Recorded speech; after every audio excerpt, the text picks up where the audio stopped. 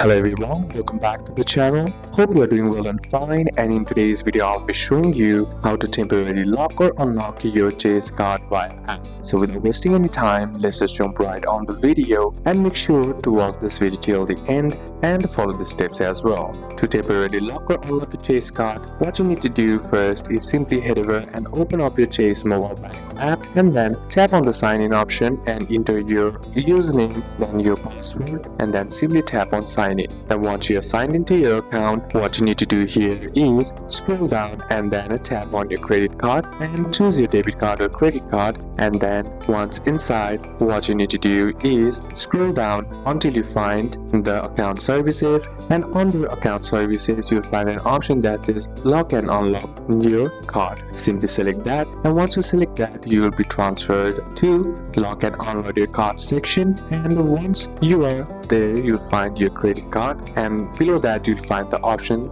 unlock. Now in order to lock your card, simply tap or toggle the slider right here, and that will set it to lock your card, and then you'll see a message like your card is locked and your card is instantly disabled. No one can make purchases with it and you stay 100% protected. In order to unlock it, simply tap on this once again, and then that will say and give you message saying that your credit card is unlocked, and now your card becomes active again immediately. So these are a couple of steps that you can apply, and that's it for today's video guys. Hope this video was useful to you. Leave a like if it did, comment down any questions that you have, and see you soon on the next one.